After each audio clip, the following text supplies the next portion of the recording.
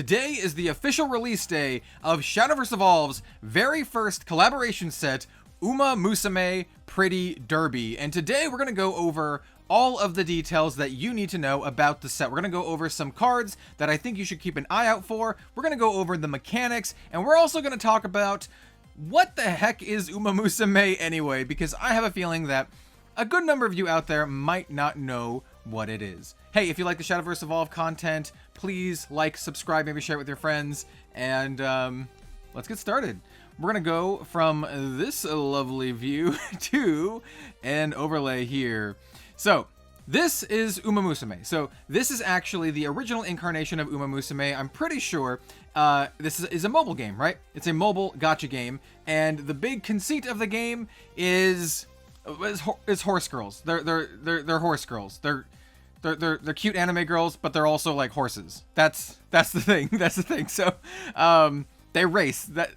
So that's what Umamusume is. It actually has a 4.5 stars here on the Google Play Store. And it is a game made by Cygames, which is, I'm a big fan of Cygames. I actually have not played Umamusume, but I do like Cygames stuff in general. So yeah, I don't know. I'm down for it. I'm down to check it out.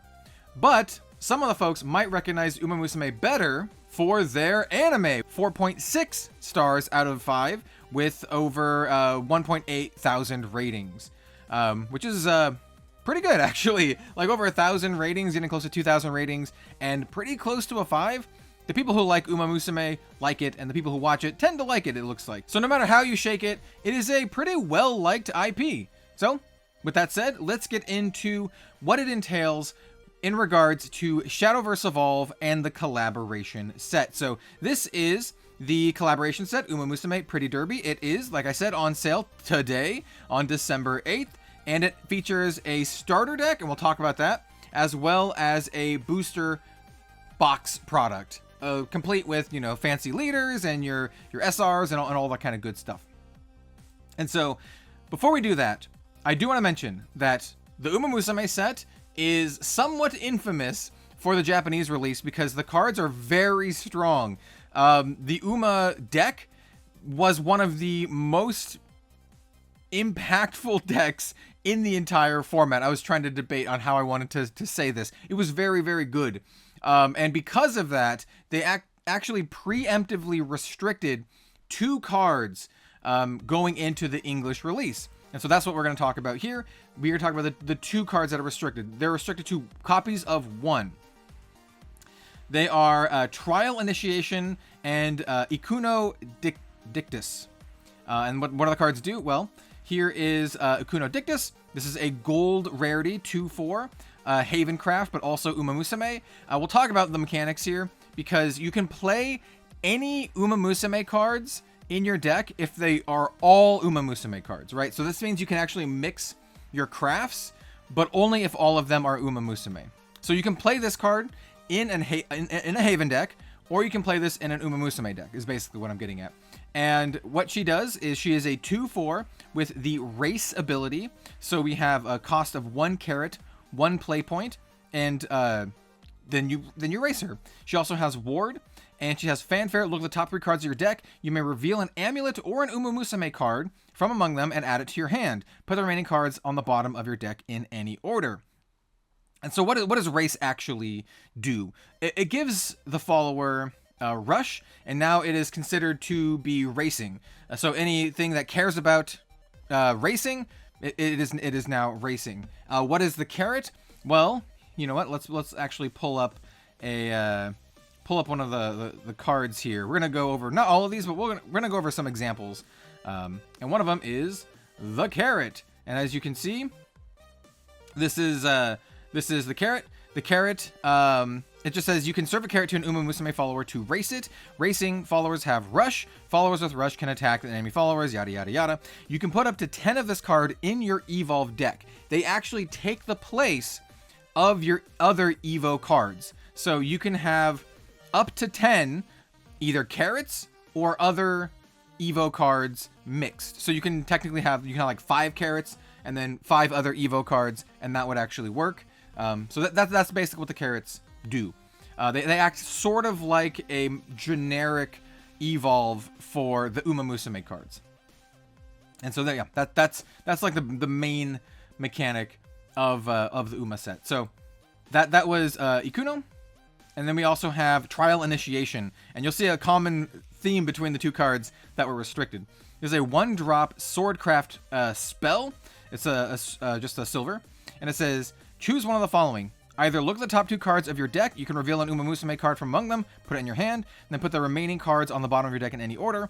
Or select a BNW follower in your cemetery and add it to your hand. There are a certain subsect of Umamusume cards that are BNW cards. This itself is an Umamusume BNW card.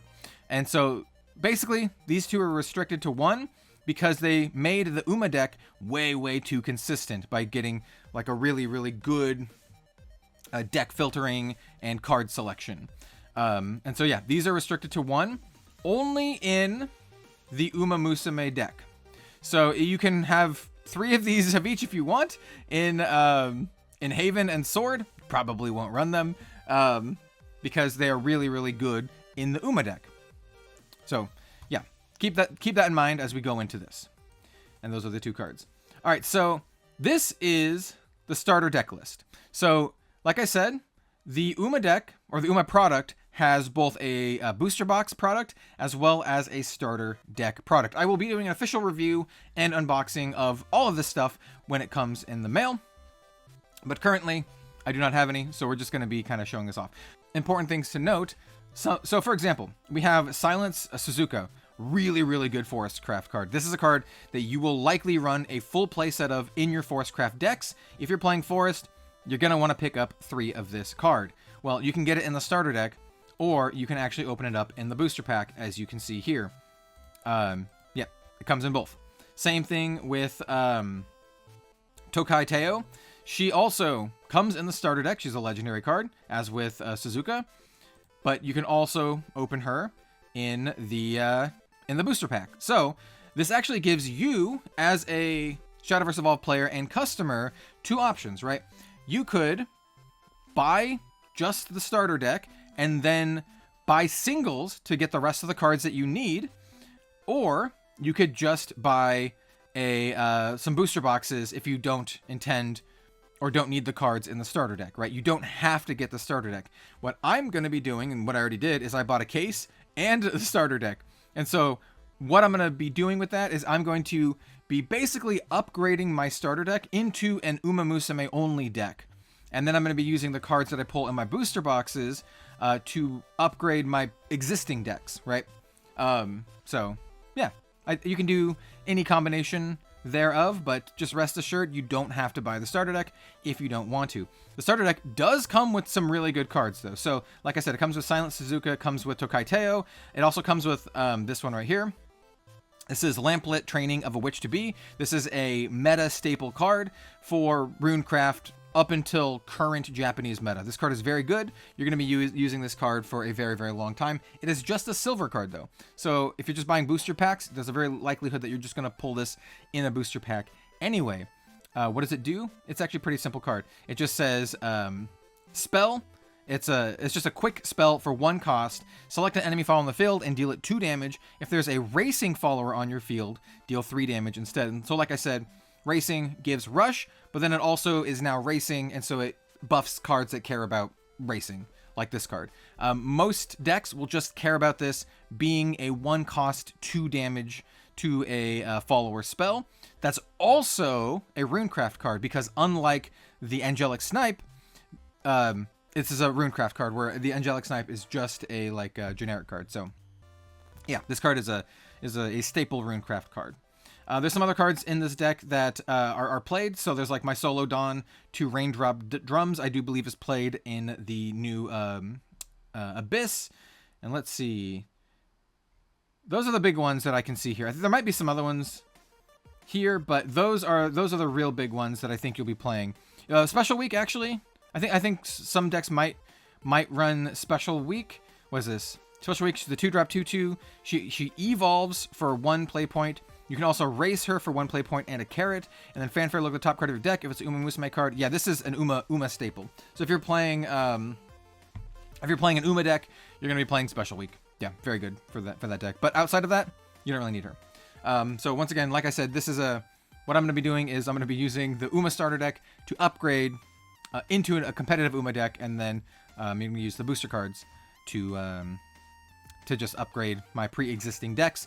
And I'm just going to kind of quickly showcase some of the other stuff here. So we basically covered all the mechanics of the Uma set.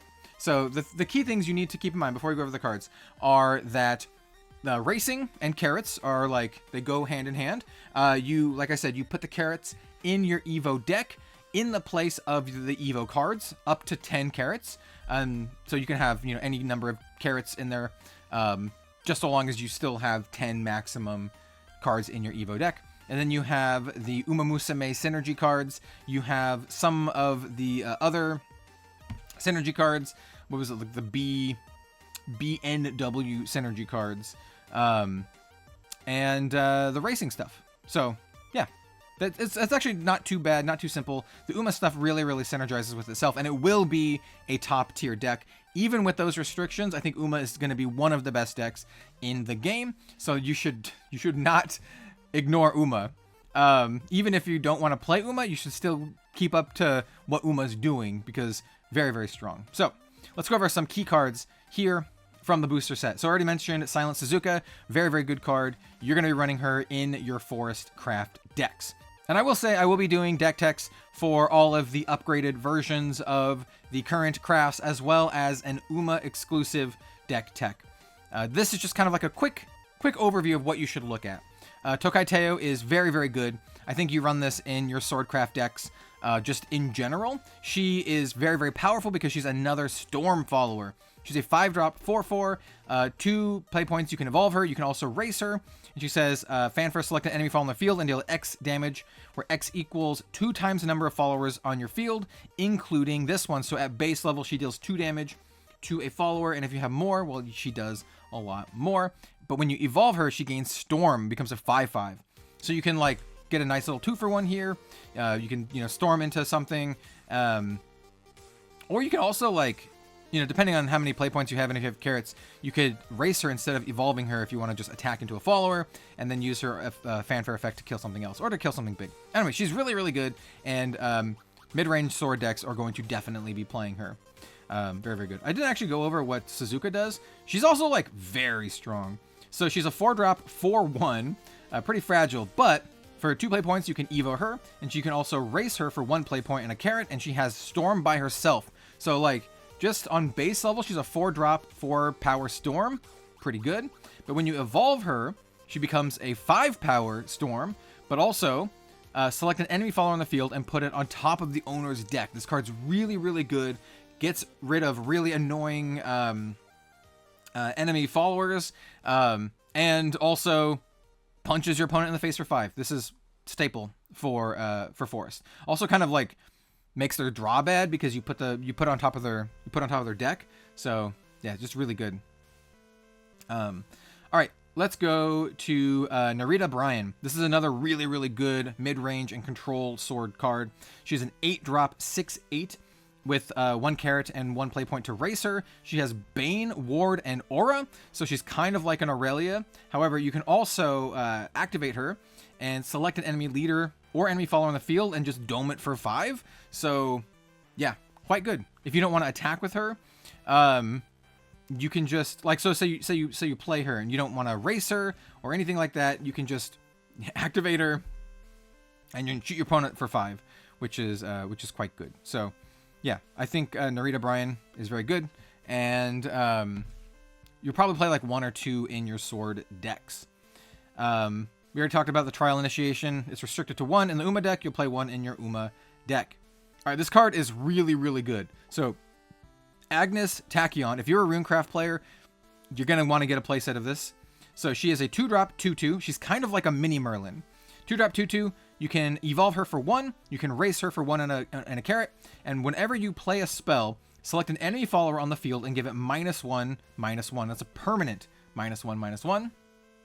So that's kind of cool. However, on the Evo form, she becomes a 3/3, and on evolve, select a spell in your cemetery and add it to your hand. whenever you play a spell, select an enemy follower on the field and give it -1/-1. So like I said, it's kind of like a mini Merlin, right? You don't get a like tutor for a card, but she does let you get a card back from your cemetery, which is really, really good. And yeah, it's a low cost card. It's just a 2-drop. So Agnes, very, very good. If you're playing Runecraft, you definitely want to get a play set of these. Let's see. I already mentioned Lamplight or Lamplit. You want to get a full play set of Lamplit if you're playing Runecraft for sure. It's just a silver, so should be very easy to get. Special week. I mentioned if you're playing Uma deck, you want to get your full play sets of your special weeks. Oh, this one's interesting. Yeah, Oguri Cap. So Oguri Cap uses a ton of carrots. She hungry. So she's a 6-drop, 4/4. You can race her for 1 play point and a carrot. You can race her 2 times for 2 play points and 2 carrots, or you can race her 3 times for 3 play points and 3 carrots. And she says, on race, give this follower +2/+1, and fanfare, discard 2 cards, give this follower Storm. Strike deals 3 damage to each enemy follower on the field. This is a great top-end finisher for Dragoncraft because for 9 play points and 3 carrots, she gets +6/+3, becoming a 10/7. If you discard 2 cards, she gains Storm. You're playing this in the discard Dragon deck, and so you get the bonuses from the discards because you're doing all the discard shenanigans. Very good card. Windmill Slam Dunk in your discard Dragon deck. Let's see. I think you play this one as well. Yeah, I think so. So in Abyss, this is Maruzensky. So she's a 3-drop 3/3. Evo her for 1, race her for 1 and a carrot, and Necrocharge 10. Select an enemy from on the field and give it -4/-4, which is very good. And then on Evo, select an enemy from on the field and give it -2/-2. So she can actually 3-for-1 someone. So you can like kill one of their little dudes that has 2 or less health. Kill one of their bigger medium dudes that has 4 or less health, and then you can attack something else for 4, or you can add them all up and divvy them out. So she's just a really good board control card, and I think the Blood decks are going to be playing her, or the Abyss decks are going to be playing her. Let's see what other cards. I've seen some people talking about this one. This is kind of an interesting board wipe. There's a 5-drop spell. It says this card can only be played if there are at least 20 Umamusume cards in your cemetery. Destroy each follower on the field, draw 3 cards. Each opponent discards 3 cards. So this is a pretty good top-end board wipe style thing for the Uma deck. Let's see, what other exciting cards can we talk about? Oh yeah, Gold Ship. Yeah, Gold Ship's pretty awesome too. So Gold Ship, she's an 8-drop 8/8. This is Havencraft.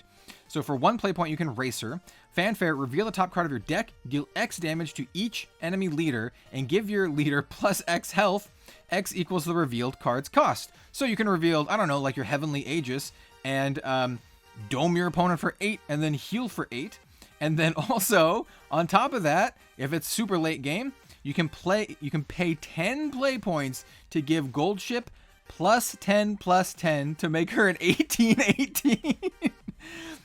This is the definition of a control finisher. Yeah, so Haven decks will be running Gold Ship, at least one of. Even the Haven decks, you're gonna be running a Gold Ship. It's not just Haven anymore. You're gonna be running Horse Girl for sure. I think she's very good. I think Major McQueen is also pretty good. Yeah. So she's a 4-drop. You can Evo her for 1. You can race her for 1 and a carrot. She has Ward. Fanfare. Put an amulet from your field into its owner's cemetery. Select an enemy follower or enemy leader on the field and deal it 3 damage. So yeah, pretty good. Get rid of one of your amulets and then deal some damage. And then her Evo form, she's a 5/5 with Ward. On Evolve, select an amulet in your cemetery and add it to your hand. So you can kind of like recycle some amulets. So I think some decks will also play Major McQueen.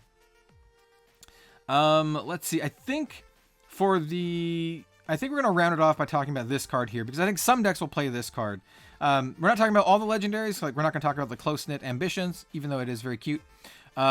I think this card is actually a card that some people will play. So this one is Riko Kashimoto, Planned Perfection. So it's a 6-drop 6/6 with Rush and Strike. If there are no other followers on your field, select an enemy follower on the field, destroy it, and deal 3 damage to its leader. So yeah, this is another one that's pretty good in like a ramp dragon discard deck. I think you can maybe even play it in any basically slower deck, because a 6/6 Rush And then, once again, if there's no other followers on your field, you gotta blow up an enemy follower and then deal 3 damage to the leader. Really good. So this is a nice 2-for-1, right? So you attack something small maybe, blow up something big, and then dome your opponent for 3. Really good card. And then play something else after it, right? Like, you as long as this is, like, the only follower on your field when you attack, you can play something after it and be all good. And then just, you know, like I mentioned, the other collectible stuff, you have all of the leaders, very, very pretty. And then you have all of the fancy signed cards, all the SPs here. Very, very, very, very cute and pretty. And then these cards, these are all just variants on the Evo tokens, like your Evo points. So you can use these if you want the Uma flavor for them. Yeah, or you can just use the regular Dragon Ball looking ones. And yeah, that's our 20-minute talk about Umamusume. It is a very, very, like, powerful set, and there are definitely cards that you will need to get to upgrade your current Shadowverse Evolve decks, but you can also just buy singles. Like I mentioned, I went through a lot of these cards, but there's not too many more that you'll really want to care that much about. There are some, you know, scattered cards here and there, and we'll go over those when we go over the big decks, or the big upgrades for the decks. But for the most part, those are like the key cards you want to look out for, because those are the legendary cards, and those are going to be the ones that are the hardest to pull. Anyway, let's go back to the face. Hello. And thank you so much for watching. Once again, if you like the Shadowverse Evolve content, maybe like, maybe comment, maybe subscribe. We do weekly Shadowverse Evolve content here on Red Zone Rogue, in addition to a couple other games and other stuff here and there, but you can rest assured, weekly Shadowverse Evolve content. We will be doing an official review of the Umamusume starter deck, as well as some box openings, followed by deck techs, and hopefully some gameplay. Gonna rope some of my good buddies into playing some games. Yo, Cosmic, let's play some Shadowverse. So thanks so much for watching, everyone, and see you next time.